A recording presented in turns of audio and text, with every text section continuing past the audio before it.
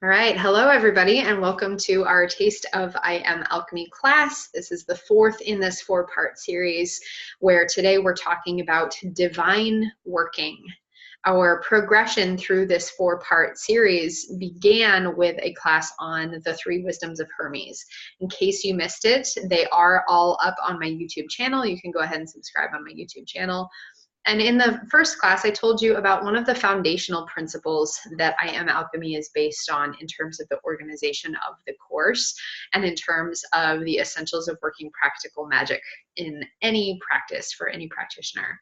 So the Three Wisdoms of Hermes, and we've taken a journey through these three wisdoms. Our second class was on the first wisdom of Hermes, which is alchemy, the operation of the sun, and looking at how that component is really what is missing in most practices and most mystery schools.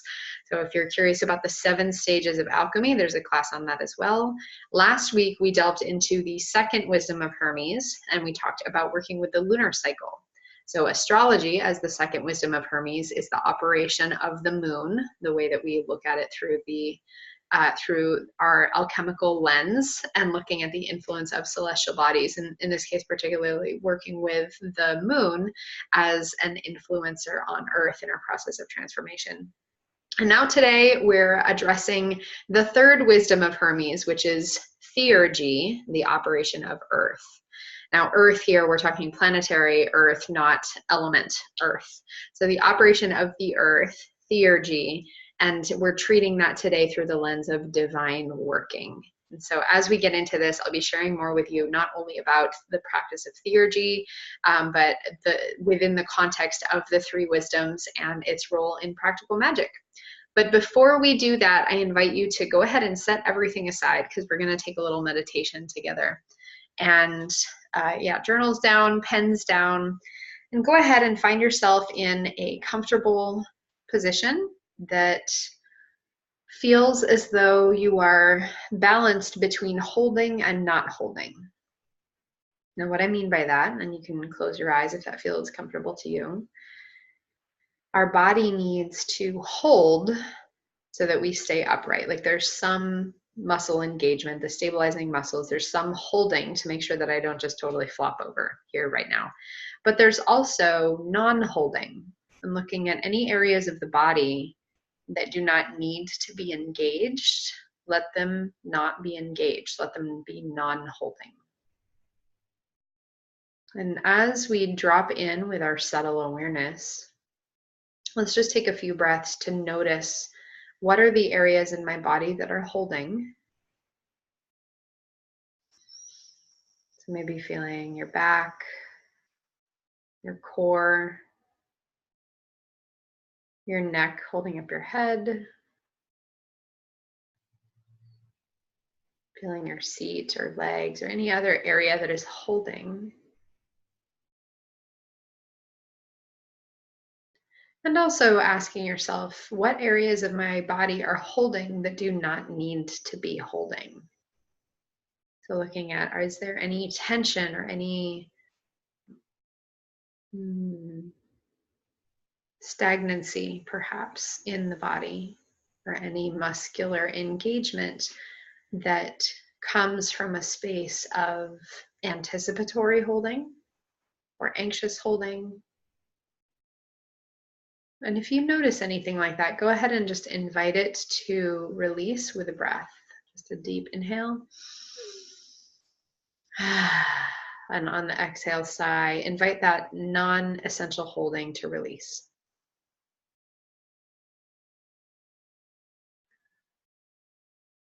And when it does release, notice what space is created.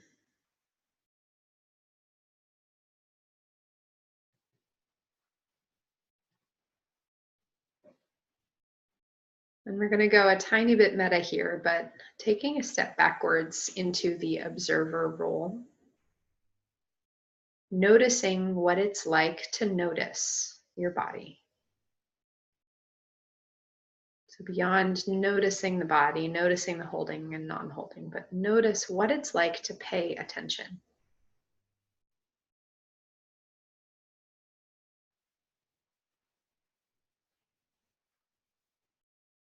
How is this different from if you're just sitting here without consciously engaging?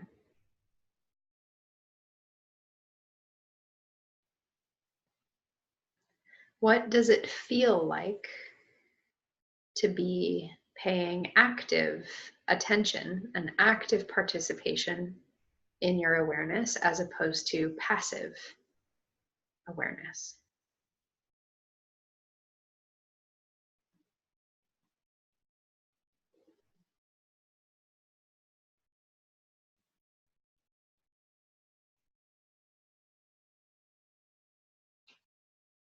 And go ahead and take a couple more breaths here. We're just noticing right now. We're not trying to change or fix anything.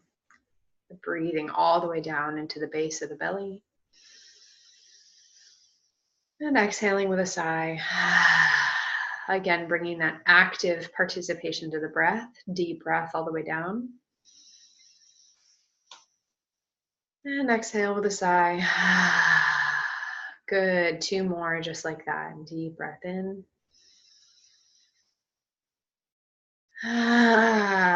Following the sigh out and noticing the space that's created. 1 more. Deep breath in.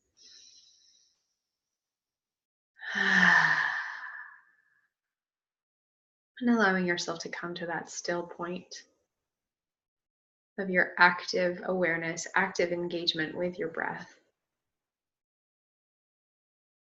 Just notice what you notice.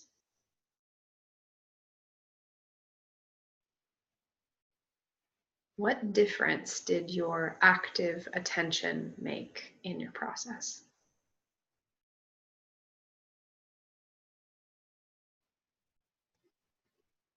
And whatever you feel, go ahead and take it with you. We're going to bring this awareness with us as we come back into our conscious attention. Offering yourself a deep bow of gratitude internally for taking the time and space for this practice. Thank you, thank you, thank you, thank you. And coming back to conscious awareness, rolling the neck, wiggle the fingers and toes, and when you're ready, open your eyes. Welcome back, everybody. If there is one quick share, we'll go ahead and take time for that. If anyone wants to either unmute or type into the chat box 1 or 2 quick shares, and then we're going to go ahead and dive right in. What did you get out of that practice?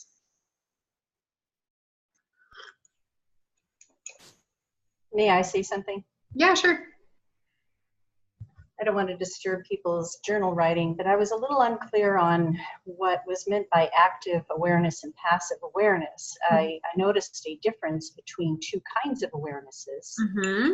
I noticed that when I was just sitting there, using your words, I could hear the noise of the furnace, and I could hear my bird eating seeds, and I was aware of sitting on my yoga ball. But the other kind of awareness involved feeling a heat in my body, feeling an openness in my chest around my heart, which were more that meta that you were talking about. So I don't know what to call each one, yet there was a difference. What are you referring to active, and what are you referring to as passive? First of all, great observation. Thank you. And some of that will make a little bit more sense as we go through our class today. So just keep that in the back of your mind. Active awareness, imagine if we're breathing and we're not paying attention to breathing, our bodies are still breathing and we're background aware that we're breathing, right? Because if we weren't, we would become aware of the fact that we're not breathing. But then our awareness shifts into active participation when we bring attention to our breath as we were doing and feeling our breath deepen. And so that difference of what difference does your active participation make in a process that is running anyway? Does that clear that up a little for you?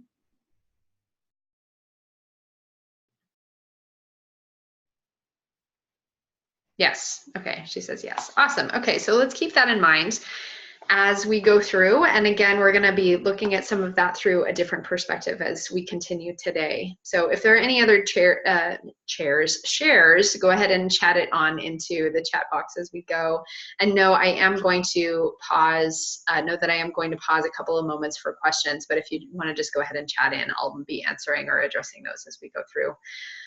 So an idea of what we're talking about today, here's a little bit of what you can expect from our time together. We're going to be looking at working with divine energies in general. What does that mean to work with divine energies? And looking at some of the pieces of why this is essential for your practice and in what way it's essential for your practice, and personally and professionally, I'm referring to here with in terms of your practice. I'll give you a couple of tools to implement in terms of working with the laws of Earth, since there is some really important stuff there in terms of how our consciousness is governed in relation to working with divine energy, and some tools for intention and invocation. So we're going to do an exercise at the end of our time together around working with intention and invocation. And then at the very end of our time together, in the last few minutes, I will be inviting you into something. Now this invitation, this is called the Taste of I Am Alchemy class. Today is the final day to submit your application for I Am Alchemy. I am almost complete. We're wrapping here in about 12 hours. So if you haven't yet submitted your application, you do still have some time. And I have a special invitation for you at the end of our hour here today. So with that, let's go ahead and jump on into working with divine energies. Now, this is where some of that active, passive participation comes in, or awarenesses come in. When we're working with divine energies, do you think it's fair to say that we're always working with divine energies? Just a little poll here. And what do we mean when we talk about divine energies? Let's go ahead and just, workshop that a little bit.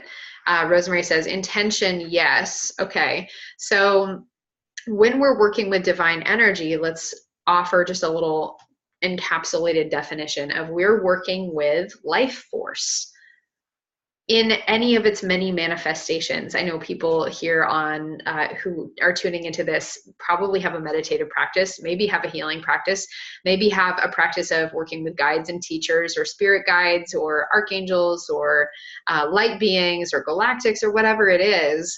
There are many, many manifestations of divine energy. And in this class, we're making some generalizations, and yet the principles that we're going to be talking about today are universally applicable to any divine working. So working with divine energy, we're bringing in life force energy. We're participating in the flow of life force energy, of universal energy. And so again, back to my original question, do you think it's fair to say that we are always working with divine energy? What are your thoughts on that? Or if I were to say, like, we are in constant relationship with divine energy, would you agree or disagree?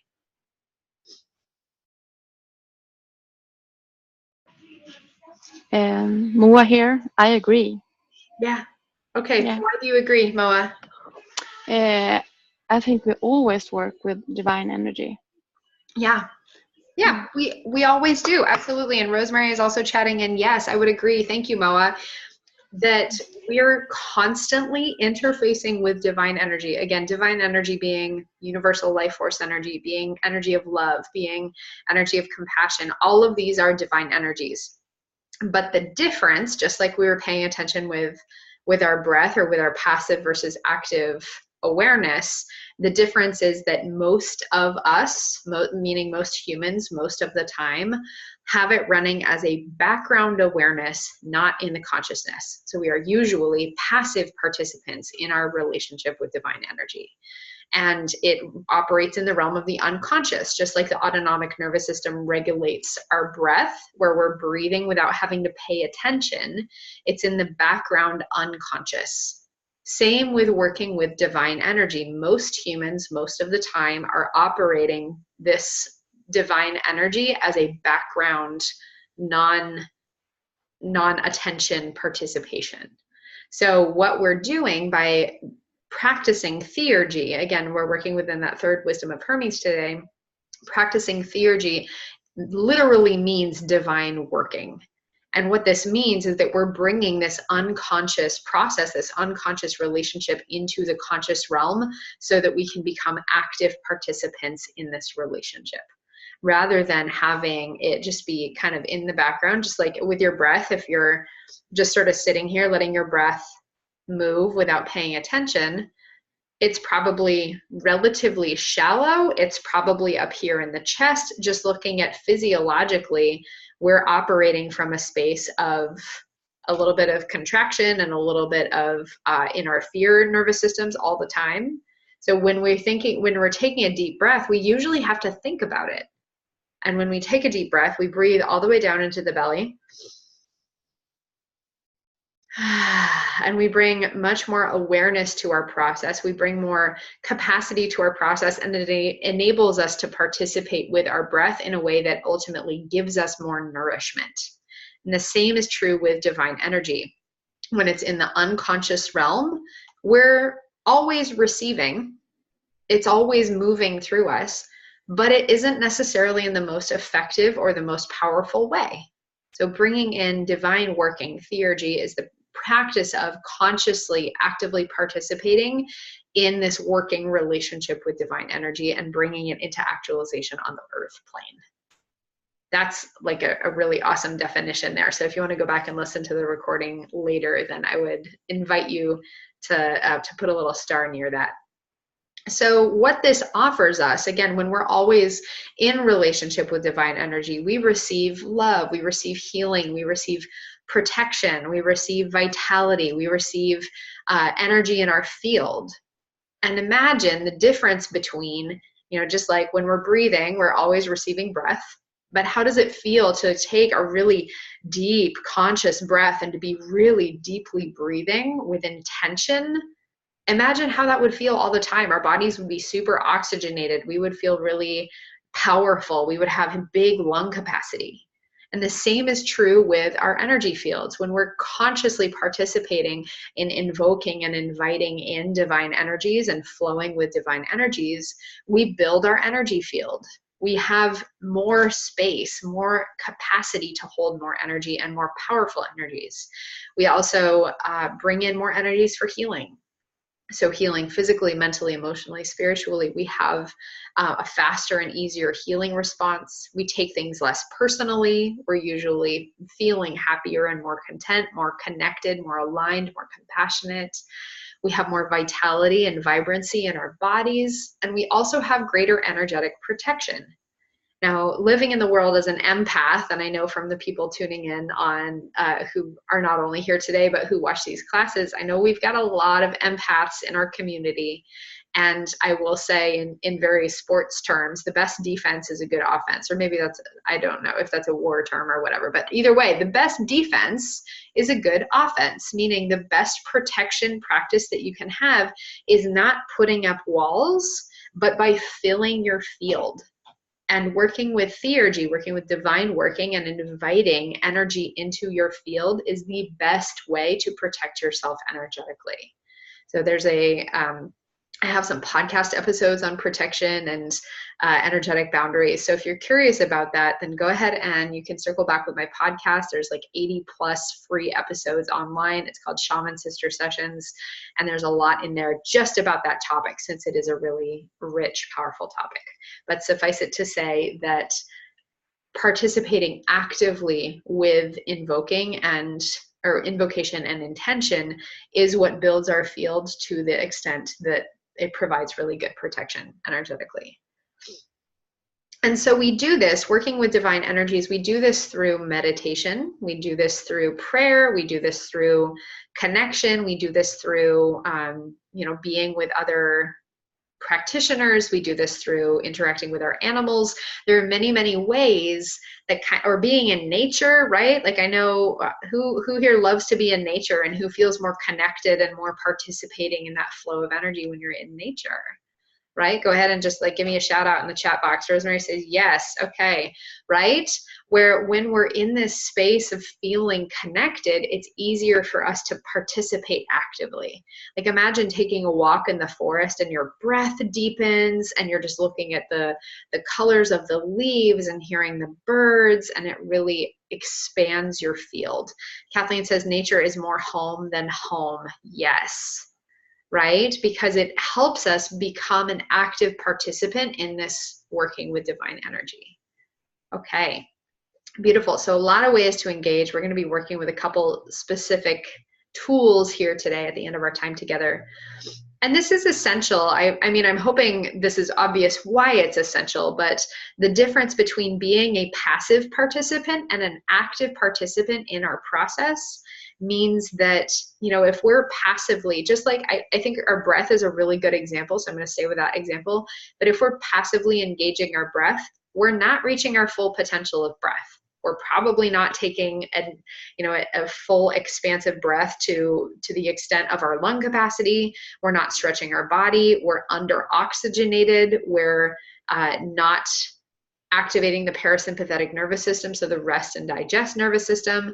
By passively engaging, we're missing a huge opportunity to receive the full benefits of our breath. And the same goes for working with divine energies. For any practitioner, whether you have a business or a healing practice or you're doing it in your own personal process, your active participation is going to be the thing that makes the biggest difference. The more you show up on purpose and you intentionally invite in and invoke these divine energies, the more effective your process is going to be. I cannot emphasize that enough. Having an active relationship is going to be the thing that lets you receive the full benefit of working with divine energy. Are there any questions about that? Does everyone so see what I meant, Rosemary, about the active versus passive participation? Is that really clear now why we're talking about it that way?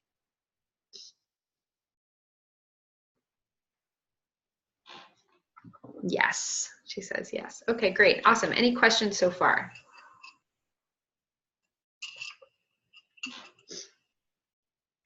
Kind of seeming like, no, I think everybody's on board. Like, yes, okay, let's participate actively. How do we do it, Michelle? Well, we're going to find out. Okay, so another, first of all, just a couple more reasons of why this is essential is think about everything that this enables us to do.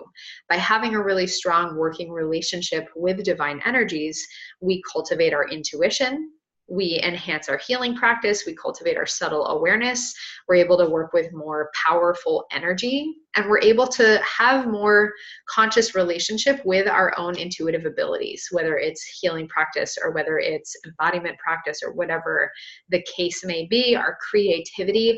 All of this is fueled by working with divine energy.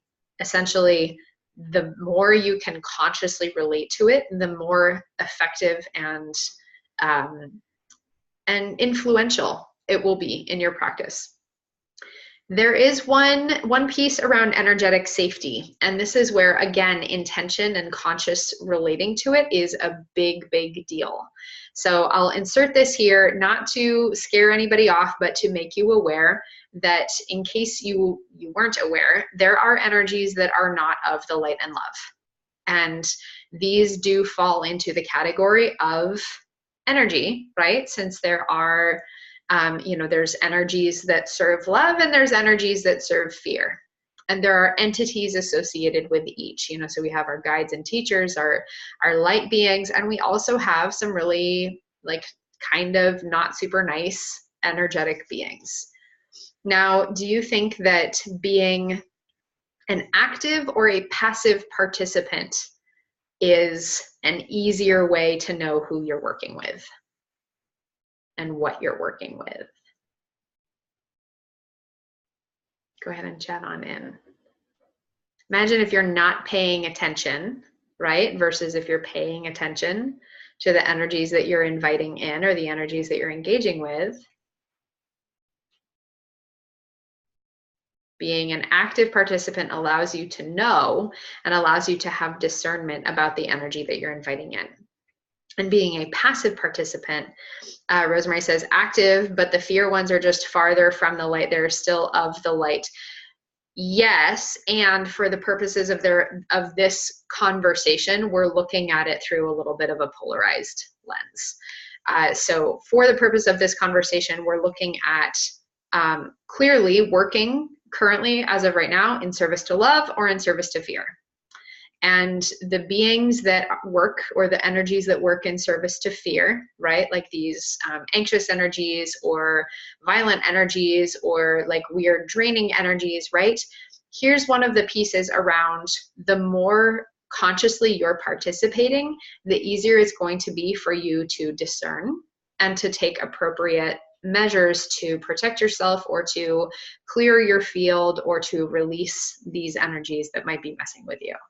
So again, it's that difference between if you're not really paying attention and your breath is stopping like here because you're really stressed out and you're just doing the stress breathing, right? Because you're not paying attention, and then you just work yourself into a more stressed out state because your body thinks you're having to run for your life, as opposed to, oh, I'm having active awareness that this process is happening right now, and there's an energy of stress and anxiety that's sitting in me. I'm going to actively release this energy of stress and anxiety. I'm going to pay attention to the energy that I'm inviting in to reset my nervous system, to clear my field, and to feel really grounded and safe. Huge difference right there.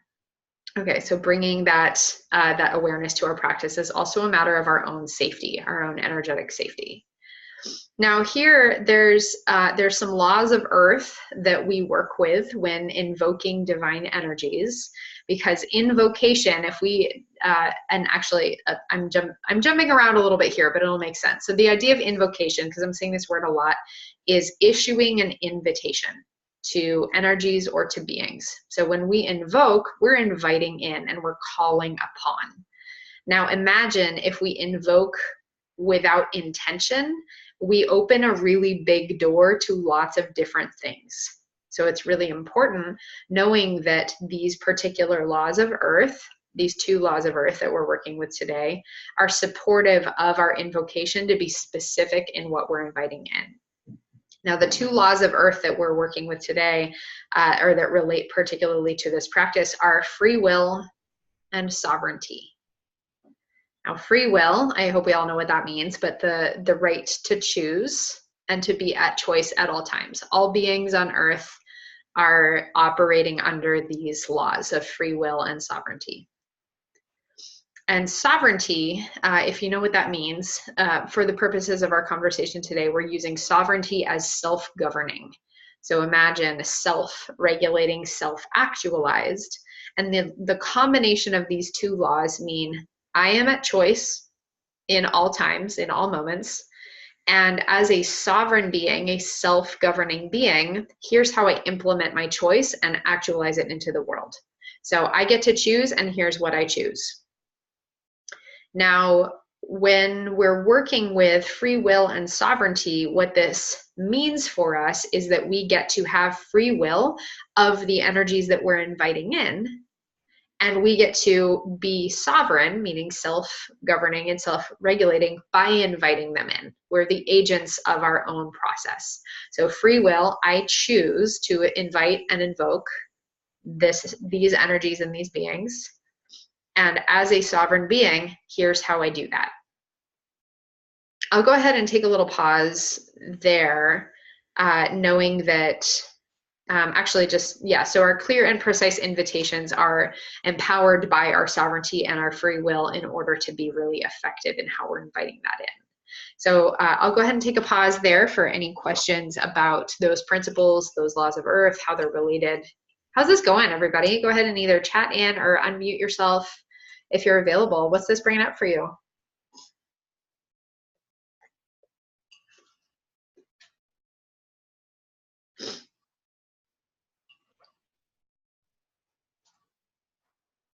Does this make sense?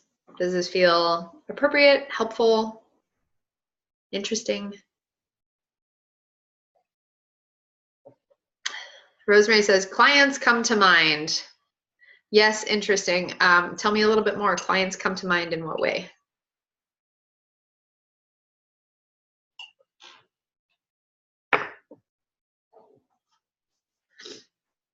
Confidential, of course. Sure. Okay. But you're meaning clients come to mind in terms of working with these principles with your clients?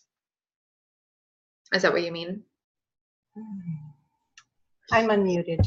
Okay. So, yes, there are specific clients who come to mind. In general, I find that it's easy to apply these principles because people come with when I say people come, to appointments, I will just say. They show up to appointments not being grounded, thinking too much in their heads, having made choices in their life that they are tired of, that are weighing them down, that don't feel good in their body. Mm-hmm. So they have been an active and a passive participant in their own life, and yet not knowing what they're choosing, mm-hmm. not knowing the effects of what they are choosing. Right. And yet, on top of that, I will add that for some people, things have happened, very big things, accidents, traumas, jarring to the bodies, invasive things that maybe have allowed certain energies to become apparent in their physical form. Yeah. And this can be very scary for people because they don't know what they're working with. Right. Right. And so this is, I'm hearing a lot of layers there, but, you know, with this, it's an opportunity to bring that level of awareness and consciousness, even to something that is potentially really frightening or really life altering or process altering. And this is where, you know, there's, again, a lot of layers here. Today, we're looking primarily at just the practice of that invitation. But what happens before we issue an invitation? We have to decide that we want to invite that. We have to want to invoke that. So that's a whole other realm here of what happens prior to setting an intention or inviting in divine energies or working with divine energies is entirely its own in-depth, very complicated process of, you know, potential wounding or healing patterns or belief patterns and all this other stuff involved in that, for sure. Any other questions about or thoughts regarding what we have covered so far? How's this going?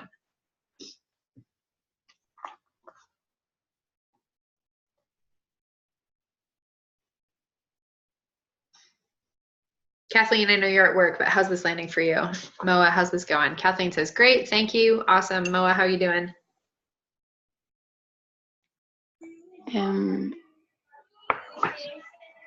I'm doing fine. I'm just thinking about nature and how important the connection to nature is in my life. Mm-hmm. Yeah. Beautiful. Awesome. Thank you. Okay. Let's keep going, everybody. All right. So we've got, again, our laws of earth that we're implementing here, and we're working with sovereignty and free will, which allows us to be very precise and clear in our intentions when we know what we want and who we're inviting, who or what we're inviting in to support us. Now, this is where we get into some of the tools aspect. So our tools that we're working with today are intention and invocation. And these these two tools, intention and invocation, really go together because it's a little bit difficult to have one without the other, I guess. And the idea of intention is a specific purpose or desired direction of the flow of energy. So that's how we're working with the idea of intention today. An intention is a specific purpose or desired direction for the flow of energy. So where do you want the energy to go? To what area of your life? To what question? To what part of your life or what relationship or whatever it is? Where would you like that energy to flow and for what purpose? And those are actually two really helpful questions. So if you want to write those down as well, where would you like the energy to flow and for what purpose? Meaning having a really good reason for asking for this energy. Because that's what we're doing. We're asking for energy. We're saying, hey, spirit, hey, universe, hey, God, whoever, whatever, please send energy in this direction, in this way, for this reason. That's an intention right there. And invocation, this other tool that we're working with today, invocation is an invitation for specific energies or specific beings for a specific purpose. Now, again, you notice I'm using the word purpose a lot in here, meaning like, for what purpose? Why are we doing this, right? And it's helps us be really clear when we're connected to what is the purpose for altering this flow of direction or for navigating this flow of direction, because again, it allows us to be in active participation with the process and be really clear about the felt sense and about the participation and the direction that we're inviting this energy to go. So again, our two tools for today are intention, which is a specific purpose or desired direction for the energy to flow. So where do I want it to go and for what purpose? And invocation, which is an invitation that we're issuing to specific energies or specific beings for a specific purpose. And before we do an exercise, because we're going to do an exercise with this here today, are there any questions or comments specifically about intention or invocation? Does that feel pretty clear? Excuse me.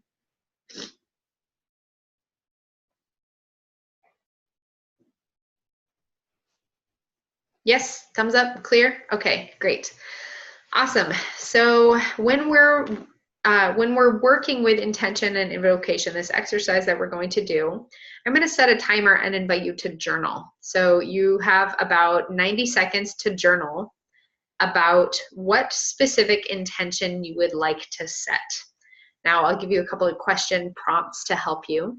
So you can ask, what area of my life would I like to direct energy to? What feelings do I want to feel? And what is the purpose for directing energy in that area? So what area of my life do I want to direct energy to? For what purpose specifically? Any feelings that go along with that? And let's go ahead and have about 90 seconds there. Ready, go.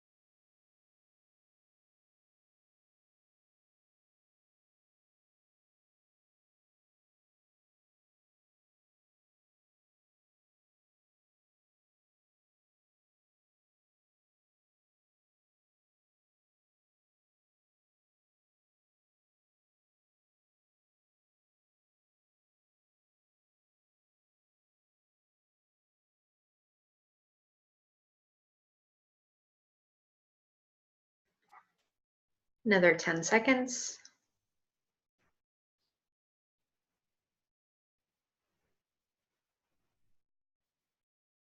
And you can also go ahead, take about 30 seconds to write an affirmation or a couple of affirmations in regards to that intention, imagining that this intention has come to actualization. So what affirmations go with this feeling? You can affirm, I am, I do, I have. So what do you be, do, or have as a result of this intention today? Take 30 seconds for that.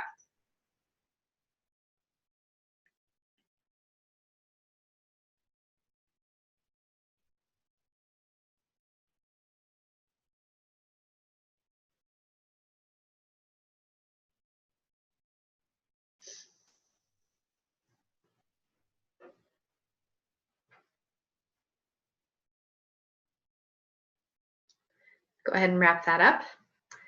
And our final prompt that you'll have about just a minute, a real quick minute here to journal or make a list of who are you asking for help? Meaning what guides, teachers, energetic beings, source, archangels, who are you wanting to ask for help to support you in your intention? Journal about that. Ancestors.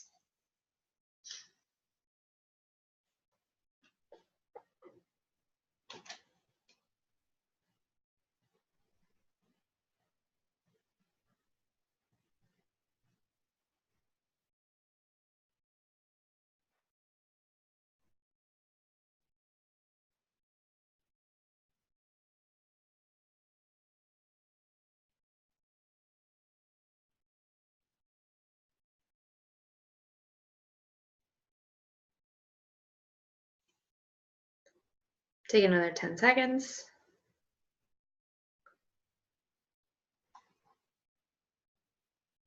And wrapping that up. Okay, how did that go? If anyone feels comfortable sharing something of their intention, I would love, love, love to hear that. What area of your life would you like to direct some energy to, and for what purpose? Or who are you inviting in?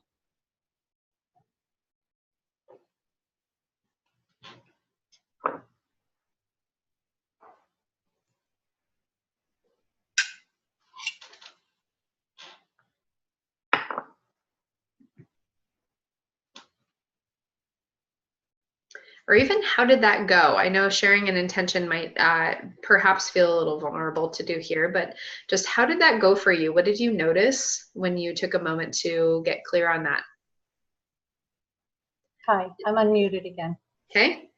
I like to give other people a chance to participate because That's you and I okay. could talk all Rosemary, day, right? what you got? What you got? It's okay. Okay, so I am productive and focused. I feel clear on my goals. I'm calling in archangels Gabriel, Michael, and Jophiel, Saint Francis, Metatron, and Sandalphon, animal guides, and dragon. Okay.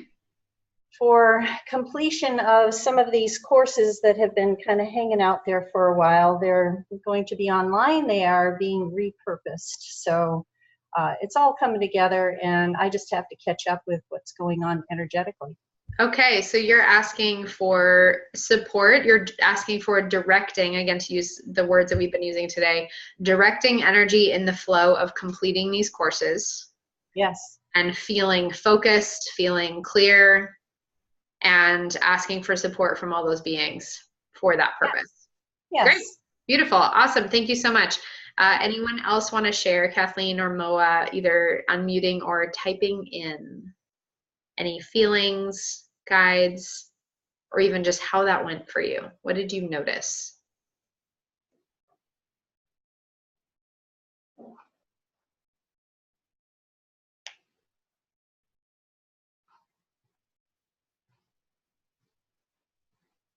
No? Okay, well, let's implement that. Awesome.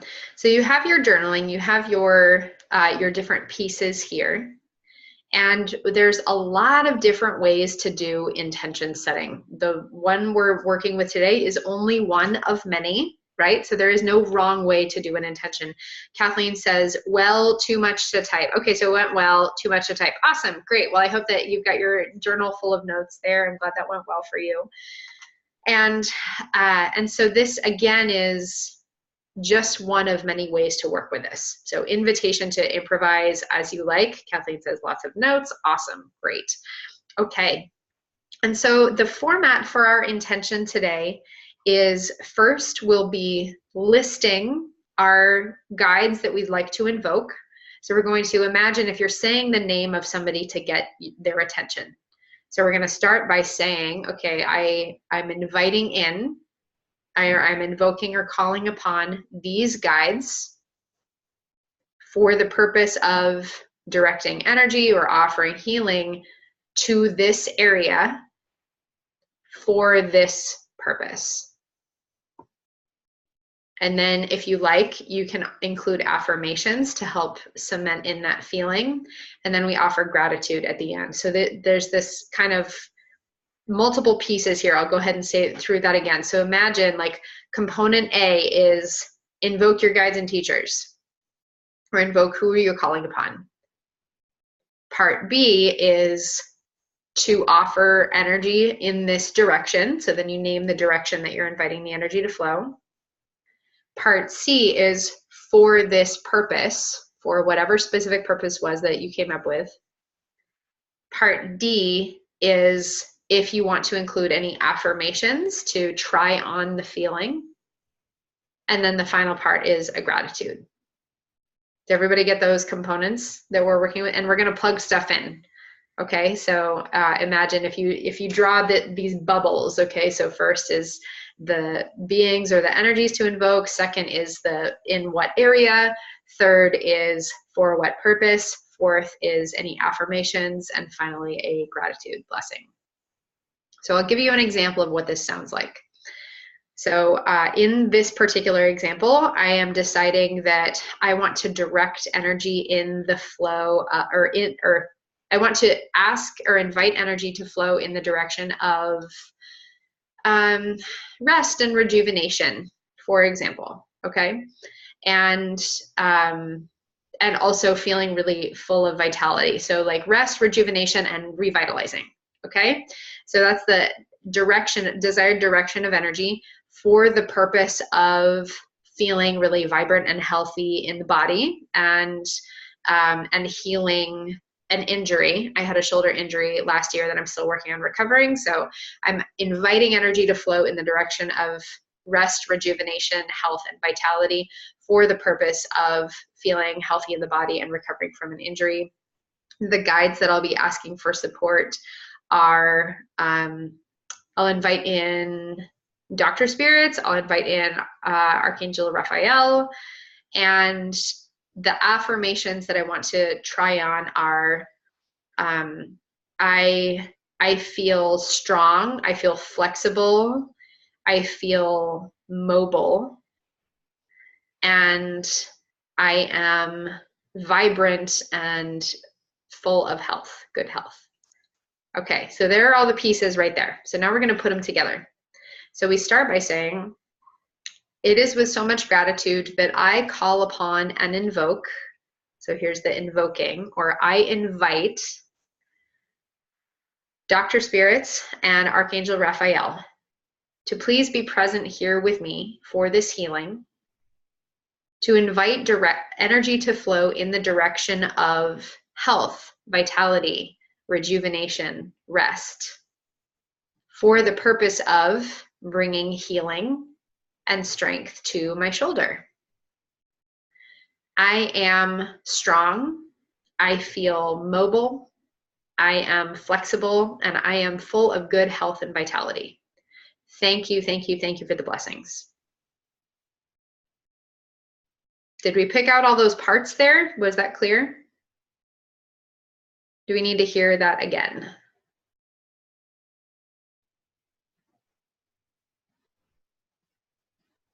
Somebody go ahead and chat in. Let me know, like, did you get all the components? And you can kind of plug in your own pieces. Yes, Rosemary says yes. Okay. Everybody good? Okay, so now I invite you, and you can go ahead and write that out if you like, or you can go ahead and say it together. And actually here, what we'll do is you can follow along with me, where I'll speak the words in between, and then you can speak to yourself the different pieces. How's that sound? Does that make sense?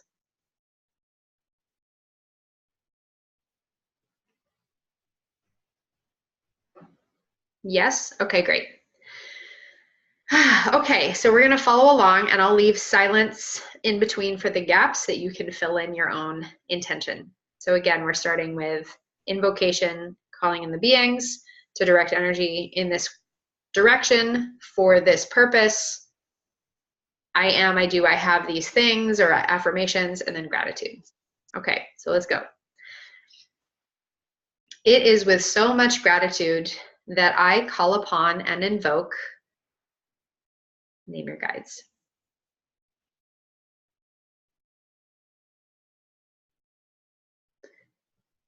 I ask for their support in directing energy toward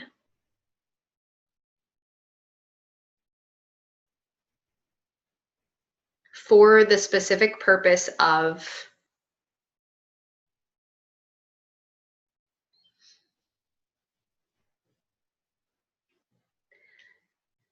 I am, I do, I have. My affirmations are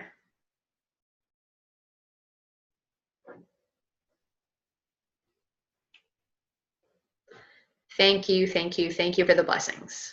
Thank you, thank you. Okay. How'd that go, everybody? Were you able to piece your intention together in a way that made sense?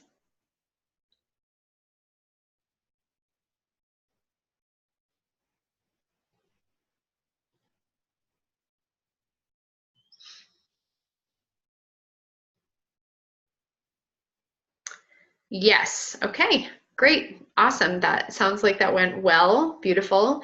So let's take one step back here and notice, looking at where we've been so far today, talking about divine working and being an active participant in this relationship.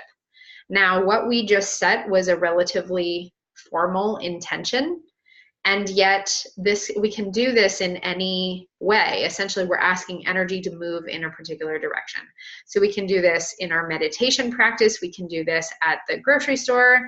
Kathleen says, this is great. I struggle with this, so breaking it down is awesome. Fantastic. I'm so glad to hear that. And even Kathleen, if I can call you out just a little tiny bit and saying, I struggle with this, let's write an intention for feeling confident and comfortable setting intentions or working in our practice, right? So here for that, I'll just give you an example because we're almost at the end of our time today. Smiley face, awesome. So for example, it is with so much gratitude that I call upon my spirit guides and teachers, my beings of the light and love who are here to guide me, for the purpose of directing energy in a way that helps me feel really comfortable and confident and trust myself and my gifts.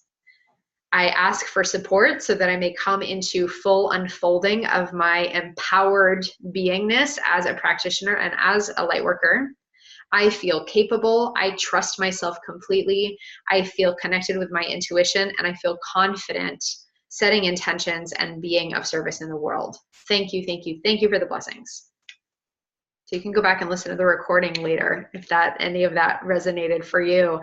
But you see how when we're just plugging in different things into these components, and it ends up being sort of a formula that we can apply in any way.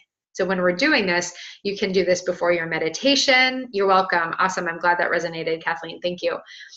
You can do this in meditation. You can do this in your personal practice. You can do this before you're sitting down. Rosemary shared that she's working on finishing up courses. So before she sits down to work on the courses, she can set this intention to help her feel really focused. We can set an intention for going into an event, whatever it might be. It's just taking a moment to consciously direct the flow of energy and to ask for help in that. That's all we're doing.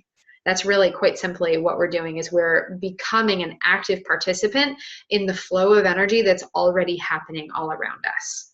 Because remember, what is the difference between passive engagement and unconscious relationship and conscious active engagement? We get to feel more empowered. We get to enforce our sovereignty and our free will and engage with the process. We get to be more effective in how we're directing energy in our lives. And we get to feel more comfortable and confident asking for energy to move in a certain way. We end up becoming magical practitioners. And magic, in the way that I work with it and the way that my students work with it, magic is our active participation in the universal flow of divine energy, or in the universal flow of life force, right? So the difference between being carried along and saying, let's go this way, right? And wouldn't we rather all feel a little more empowered to direct that life force, direct that energy, and be participating in it rather than just be swept along? So this is how we do that, by asking and by invoking the laws of Earth, which say that every energy and every being on Earth is entitled to free will and sovereignty. So exercising your free will and sovereignty by asking energy to flow a certain way is you engaging in participating with it. How's that feel, everybody? Does that all make sense? Because we're kind of we're actually like right on the end of our time today, and I do still have one more quick invitation for you before we close today. Any final questions, comments, thoughts before we shift gears? I have a feeling it's going to integrate for a while. So just let this sit, kind of review your notes later if you'd like to circle back with it. Okay, so we are going to go ahead and shift gears a little bit. Again, today is the final day that I'm accepting applications for I AM Alchemy. This is a year-long certification training course for magical practitioners in the art and science of transformation. We work with principles like alchemy, astrology, and theurgy. So like what we did today is a function that is running throughout the entire year of the course. So having a lot of practice inviting and consciously working with divine energies and integrating it seamlessly into your life, so the way that we worked with it today can feel a little clunky at first until we're used to it, but then when it's integrated, it just flows and it's in our awareness all the time. So how would it feel to all the time have this awareness, have this repetition of practice until it feels really effortless and until you feel really comfortable and confident working with energy in this way? That's what we get to do in I Am Alchemy. We spend a year together looking at your intuitive gifts and practices. I Am Alchemy is different from most mystery schools because yes, there is curriculum, there are teachings, but we look at it through the lens of your unique gifts and your path. So every student is coming in with their own intuitive practices, their own gifts, and how can these teachings, this curriculum, support you in enhancing and being really effective in what is innately you and yours and your way of serving here in the world. I Am Alchemy is different from most teachings or mystery schools because we work in practical magic. I'm a firm believer in what I call practical spirituality, meaning that if your spiritual practice or your magical practice does not support your lived experience, then what is the point? And why are you doing it? So everything in here, it's not only existing within a bubble of your spiritual practice, it's enhancing and amplifying the energies in your life that allow you to be a more compassionate human, help you feel more empowered on earth, help you feel more healthy in your body, more loving in your relationships, more supportive for your family and your community, more purposeful in your work in the world. All of this is, in my firm belief, the purpose of spiritual practice is to help us have a more authentic, participatory, amplified, expansive, amazing earth experience. So practical magic, practical spirituality. We work within the Three Wisdoms of Hermes. So like we've been moving throughout our Taste of I Am Alchemy classes today. And there's a really strong sense of community. So I invite people into this course because you're not only learning from me, but you're learning from each other. And part of the curation that goes on, I do take applications that might be a great fit or might be not necessarily the best fit for whatever reason for this course. And then there's a conversation about, okay, well, what is the most aligned fit? Not only is this course a good fit for you, but as an applicant, is this a good fit for the group? Knowing that this is a very intimate container. And so when you're in this space, there are people there who are also going through these energies of transformation at the same time. And there's a lot of sense of really strong community, a lot of support, a lot of recognition. And these bonds are really strong because you're going through a lot together. So knowing that you're working with a very curated group of people moving through this year together. This course includes 15 days of in-residence training, meaning that we go on retreat about every quarter. So we start the course with a retreat and we end the course with a retreat, and then we've got 2 more in the middle there. And we do in-person training. It's all included once you get there at this amazing retreat center just outside of Portland. All our meals, everything, lodging included. All you have to do is show up. And we spend 15 days together working magic, doing ritual practice, eating amazing food, enjoying nature. This space is just half an hour outside of the city, but it feels like you're in the middle of nowhere. It's literally the perfect combination.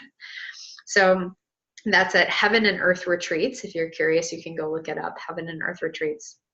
Our course also includes classes. So we have people who are not local to Portland. So our online classes take place just like this over Zoom. So it's a way that we can see each other's faces and engage with each other even if we're not local and in person. And we have classes 3 out of 4 weeks of the year. So we do get 1 week off a month, but we're meeting, other than that, we meet for an hour and a half on Tuesday afternoons. And we also have one-on-one work together. So yes, there is group work, group classes, group retreats, but there's also everybody gets one-on-one time with me. And if you're local, you're welcome to come see me in person. If you're not local, we meet over the phone and we go into the in-depth intricacies of what's happening in your practice and how is alchemy working within your own personal process. You also receive the book. The book is in the process of being published, like now as we speak, and I anticipate having it in the next week or maybe week and a half or so. And it's absolutely gorgeous, if I say so myself. The process of writing this book, I spent the last, it's been in the works for years now, but I spent the last several months really honing it in for this particular course. And so you'll receive the book and the course materials available to you forever. They'll always be in your online portal. And as a part of this course, you also practice practicum classes, meaning applying the principles of alchemy to something in your life, in your awareness, and teaching it to your classmates as a part of your certification. So it's a very hands-on, very experiential learning, very personal training. This is not a canned course. It's not like the recordings are made in advance. It's all very real time, following the lunar calendar. The course follows the natural rhythms of the cycles of seasons of Earth, and we're working in very conscientious alignment to the cycles of power and to the cycles of energy that are already moving all around us. So if that sounds like something that interests you, know that this course is for purposeful practitioners, so people who are either practicing in their lives or out in the world. So Reiki masters, acupuncturists, coaches, healers, naturopaths, body workers. This course is also for visionary soulpreneurs. So if you're a soul-aligned business owner or spiritual entrepreneur who has a vision for the world, this might be for you. And this course is for spiritual seekers, so light workers, creatives, artists, visionaries, possibilitarians, optimists. If you have a vision for how you can show up and be of service by being you and by working transformation in your own life, then this course might be for you as well. So I'm going to go ahead and paste a link to the course in the chat box. So you can just go ahead and click on it right from here. There you go. It's right there. And I will also be sending out an email later today that will have a link to the recording of this class, as well as a link to the I Am Alchemy page. Now, here's the deal. Since today is the final day that I'm accepting applications, and the party's about to start, people, the bus only comes once a year. Are you going to get on it? And if so, now's the time. There is quite literally no more time. This is it. So if you would like to apply, if you submit your application by the end of today, which is the last opportunity to do so, I will gift you $500 off your deposit. So the deposit would normally be $777.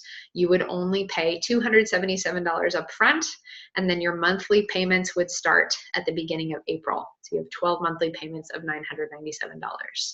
But again, when you put in your application by the end of today, by our deadline, I am gifting you $500 off. And by submitting your application, you're not saying, yes, I want to be in the course. It's a no obligation application. It means I'm interested. I want to have a conversation and see if this is right. So please go ahead and put in your application. Even if you are 1% sure that this course is right for you, submit an application and we'll talk and we'll see if this might be right for you. All you have to do to get that $500 off is just put it in by the end of the day, and then we'll have that chat. Any questions or thoughts about the course specifically? Anything I can speak to or answer for you?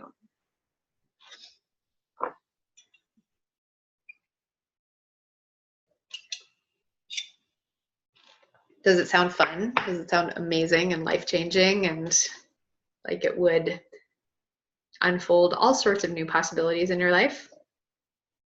If so, that's because it is. I did just real quickly before we close, I did a student spotlight on a couple of my students who felt called to share about their journeys. They sent me something that they were inviting me to use to speak to other people about the process. So if you missed that, there's, and some of those are on my website as well on that page. So if you want to go check out student spotlight of some of the things that they have found to be possible as a result of this course, then that's also on there too.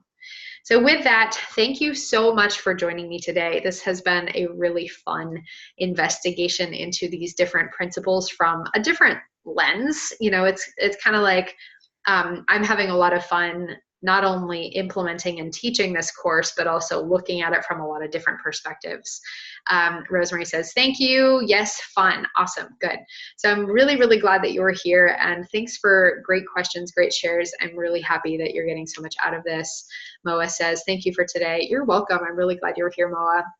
Again, please submit your application, even if you're just a little bit sure, 1% sure of this might be right for me. Just go ahead and send that puppy on in, and then we'll have a conversation and see if it is right. All right, well, thank you so much, everybody. Have a beautiful rest of your day. Enjoy the sunshine if you're here in Portland, or otherwise, I'm sending you lots of love and sunshine anyway. Talk to you later.